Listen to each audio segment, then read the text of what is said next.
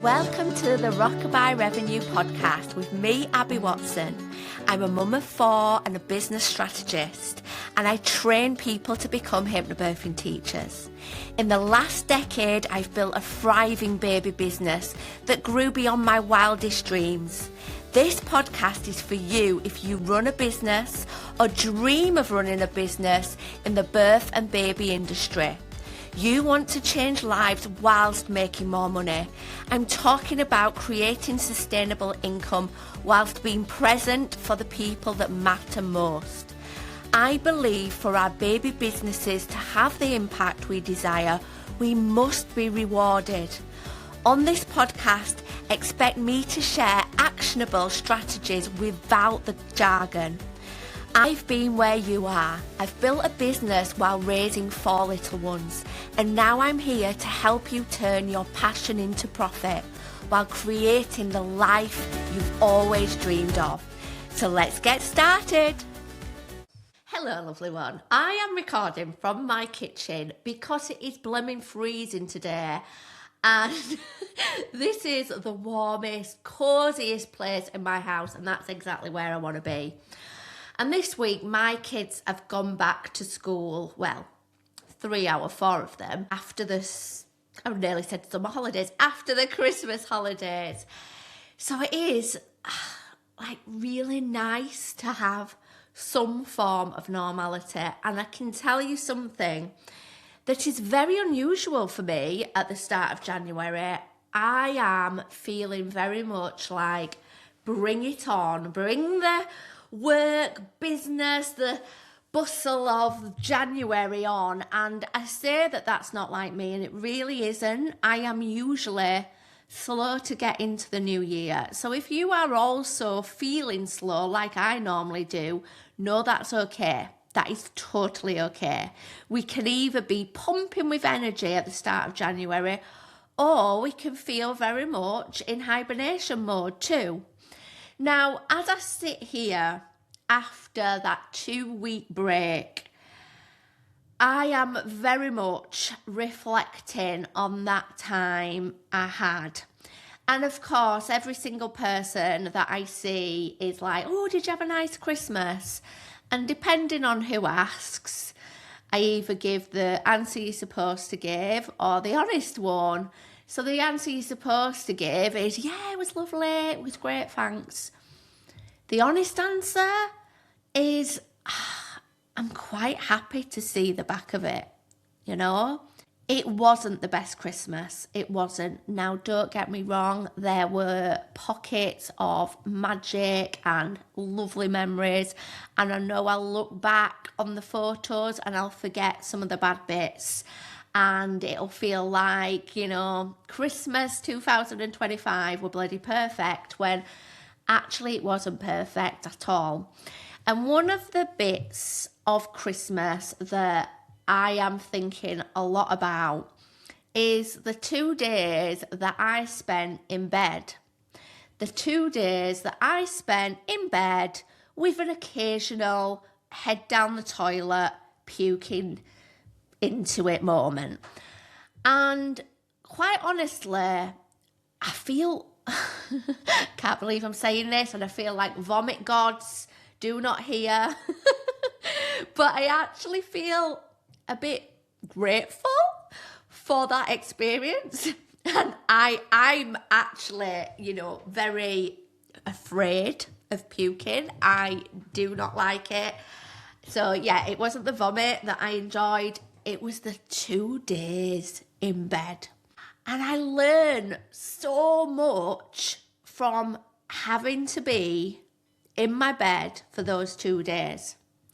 I didn't even walk down my stairs until about 2:00 on the second day. I didn't even come downstairs for anything. And I tell you what, it's made me think about. And I know there's a lesson in this for all of us. So however your Christmas, if you celebrate, however your new year has been so far, I really hope there's something that you can take from today's episode. that you can take into 2026 and help you have the best year possible. So to put this into a bit of perspective, my Christmas was very much tainted by the vomiting bug that actually started a couple of days before Christmas when two of my children projectile vomited all over. And it was very stressful, to say the least, because you know what it's like. You've got all the washing to deal with. But it was Christmas in 2 days and we were hosting. I was cooking for 15 people. So I was thinking, oh my gosh, what do we do? Do we call it now and say, look, you're all going to have to make other plans for Christmas. We've got a bug. It's not safe to come here. Or do we just wait and see if it clears up? So for the next couple of days, I was just in limbo thinking, is Christmas going to happen? Is everybody else going to be able to come over? Should I do my food shop or not? So I felt super unorganised. So we went with a wait and see approach. And actually it served us pretty well because the kids that had been poorly, the bug seemed to last about 24 hours and then they were fine. And we just had like a couple of quiet days and I just sat there like thinking, what's going on at Christmas? Am I doing this or aren't I doing this? I wanted to get organised. I wanted to buy the food shop and all that, but I was hesitant because I knew it could change. So I felt very disorganised. Eventually, I got organised. So I did the food shop and wonderfully, miraculously, Christmas went ahead as planned. So my sister came Christmas Eve. She spent Christmas Eve with us, which was a lovely day actually. We did our annual bowling trip. It's a little Watson tradition over here that we go bowling on Christmas Eve. And then we just had a nice steady day of crafts and bits. And then, we had a nice evening. And then the next day I was slaving away, cooking for 15 of us, setting a beautiful table. And I can't do it half-assed, I can't. I have to, recreate some kind of Pinterest masterpiece. So I went all in on the tartan and bows, and I even wore a tartan dress. I'd planned it all, and it looked very, very pretty. It did. And I felt really festive. But I tell you what, as I stood in that kitchen on Christmas Day, timing a turkey and beef, because lots of my kids don't like beef, don't like turkey, should I say, and rushing about, kids asking for batteries for stuff, me feeling like I was brushing them off. I thought for a moment, am I enjoying this? And my honest answer was no. Am I having fun? Honest answer, no. Are my kids having the best day possible? Honest answer, also no. I felt like I hardly saw my own children on Christmas Day because I was so busy cooking this big meal and looking after everybody else. And I was exhausted. My children, well, certainly 3 of them, do not like busyness, do not like a lot of people around the table. And again, I was thinking, what am I doing? And I really hope nobody listens to this who actually came at Christmas. And if they weirdly do, if they listen to this, here's a message for them. Like, please know I don't regret having you round. There were definitely loads of lovely, lovely, lovely times. And it'll be memories I treasure forever. But it was hard, and it's definitely made me think about how I want it to be next time. So anyway, that night, Christmas Day night, I started feeling a bit, I didn't know whether I'd eaten too many mint matchsticks. I'm a big fan of those. I didn't know what it was, but I just felt a bit off. But I plodded on, it was Christmas. Anyway, I headed to bed that night and I was up all night, head down toilet, feeling absolutely awful. So it was my turn with the bug. Everyone was sleeping at our house, so we had a very, very full house, people in every room. And I was in my bedroom, puking the whole night through. I hope you're not eating lunch. Anyway, the next day, could not get out of bed. I couldn't even keep my eyes open, to be honest. I was exhausted, but I felt such a huge guilt. Guilt at not going downstairs and saying goodbye to everyone. Guilt at not being there for the kids and checking they were okay. Of course they had Adam, my husband, their parent. They weren't just on their own. But I still had that mum guilt. So anyway, I spent the next day and the day after that in bed, drifting in and out of sleep, watching comedy, having to rewind it because I kept missing it because I was dropping back to sleep. And initially, like I said, I had a lot of guilt. You know, I felt like I'd not been very present yesterday whilst I was cooking the dinner for, 5,000 people. And now I was in bed and I couldn't even get out of bed and I felt dreadful. And then I realised that everyone was okay. Yes, they were having far more screen time than I'd have liked them to have. Yes, they were eating absolute crap and probably, eating far too many of their Christmas treats too quickly. But everyone was managing. Adam was trying to clean up the Christmas chaos. And usually I'd be a right old control freak about it. But I had to let him get on with it. And he did it. Everyone was absolutely fine. And I was in bed. And as I laid there in bed, I realised that actually, when do I do this? When do I do nothing and let everybody else do things? And this isn't me saying, poor me, no one does anything for me. This is me saying, I can be an absolute control freak. And I can also be a bit of a martyr. And I can also think that I'm the only person that can do things well. And as a result, I very rarely rest. And I need to rest. And when I look back on those 2 days in bed, I thought so much. I reflected on the year. I reflected on what I want more of this year. And I can honestly say, after those 2 days, I have felt more fuel for my business, for my family, for my life than ever. Doing nothing has given me so much fuel and fire. And I have realised that this year I need more nothing. Not a quiet day to get jobs done. Not a quiet day to declutter. Not a quiet day to get on top of work.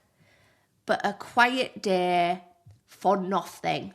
To sit, to watch some crappy TV, to allow us to eat easy food because we all need rest.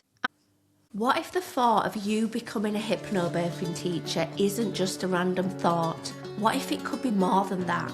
Becoming a hypnobirthing teacher changed my life, not because it's easy, but because it's deeply rewarding and allowed me so much flexibility.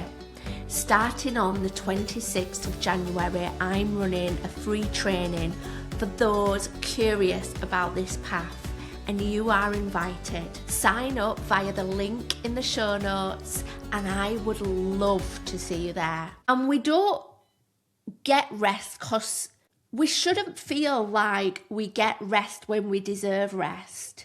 Rest is what we need. Just like we need sleep, just like we need exercise, we need rest. And this year, I am absolutely going to be planning these nothing days in. Because I tell you what will happen if we don't, and I'm talking to you here too, if we don't plan nothing days in, the nothing days will get us. They'll get us anyway. And what will that look like? That'll look like us being poorly, having to be in bed, having to have nothing because we are burnt out, because we've got no energy, because we are not feeling mentally strong. If we don't plan the nothing days in, they're going to get us one way or another. Let's plan them in so actually they refuel us. In those nothing days, I had some of my best ideas for my business. Now, don't get me wrong, the purpose of nothing days are not to sit and plan for your business, but we're not going to have juicy ideas when we're trying to balance everything and we're trying to do 7 jobs all at once. I can tell you something now, it was no coincidence that my training business was born in lockdown.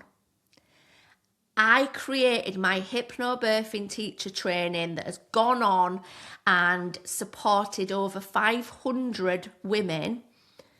That was born in lockdown because in lockdown, I had more nothing time. I had less to do, less on my plate, less to-dos, and actually I was able to be creative. I was able to feel like ideas could come to me. I felt more inspired because I had less on my plate.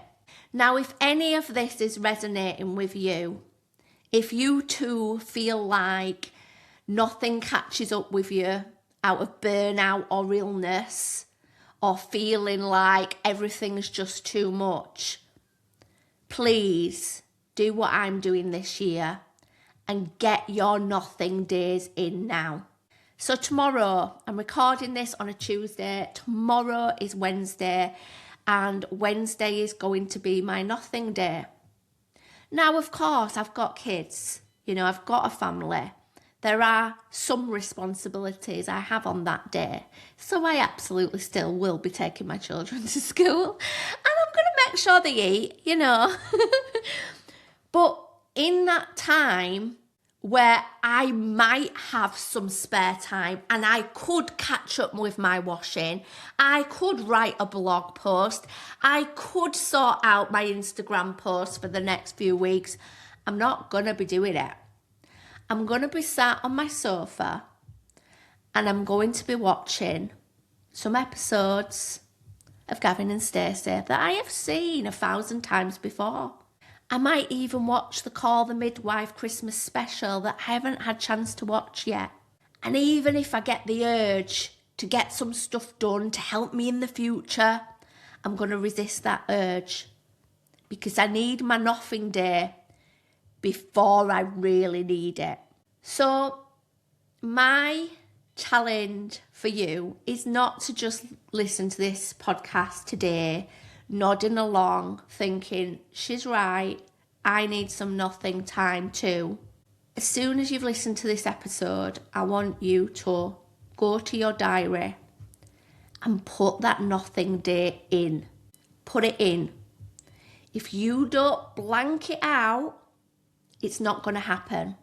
And that nothing day must be respected just like a doctor's appointment, a hospital appointment, a training session. It must be respected like that. So if someone says to you, oh, can you meet on that day? Oh, can you come in for this meeting at school on that day? Oh, I'm really sorry, I've got plans that day. It's blanked out like any important thing in your diary, because it is the most important thing in your diary. Now, if you can't do this just for yourself, if actually yourself isn't a big enough motivation, and I really hope it is because you deserve it, just you, think about it from the perspective of other people in your life that you love. You know, I think about my own children, particularly my daughters that will grow up to be women. And I think about how I don't want to demonstrate burnout. I do not want to demonstrate any longer setting myself on fire to keep everybody else warm. When I was laid in bed for those 2 days, that was one of my realizations. That I have been setting myself on fire to keep everyone warm. By that I mean I have been damaging myself just to look after everybody else, putting myself last. And as much as I'm going into 2026, having not yet set any big goals, the one thing that I am absolutely keeping at the forefront of my mind is this. I am scheduling more nothing, and I am ensuring that I am no longer setting myself on fire to keep everybody else warm. I'm demonstrating to my girls, to my boys, to those loved ones in my life, that kindness, love is not about putting yourself last. Kids do what you do, they don't do what you say. Yeah? They don't do what we say, they do what we do. And I know that because I know all the times that I've spoken and my mother's come out. You know? They're learning, they're watching, and they will repeat. So if you can't do it for yourself, right now, do it for others in your life. Show them that actually we have to look after ourselves. And when we look after ourselves, everybody is positively impacted. So, like I said, open your diary on your phone, or if it's a paper diary, whatever, and you are going to find yourself your first nothing day. You are blanking that day out. It's not a day to get ahead, do some work. It's got to be a nothing day. You know? A day of rest, a day of recharging, a day for you. Everyone will manage. Everyone will manage, and you will come back stronger, just like I have.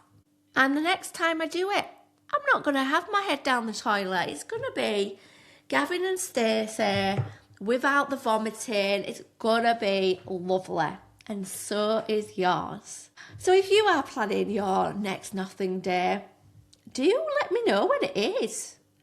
Maybe you're going to put it out there on social media and you're going to tag me in it for accountability. And I will be cheering you on your nothing day. And don't blooming tell me that you've actually had to change the date for, a month away because something else has come up. No, this is even more important than those things, because this is about you staying charged and fueled for all the wonderful things you are going to do in your life. So have a wonderful rest of your day.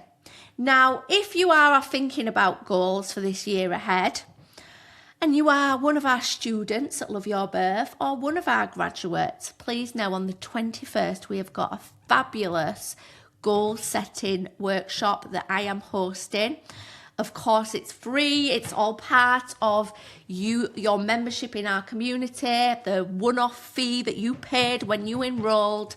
It is all part of that. So I do hope to see you there. You can see full details in your online area or in our lovely Facebook community or via the email that we sent out at the start of this year. So I hope to see you then.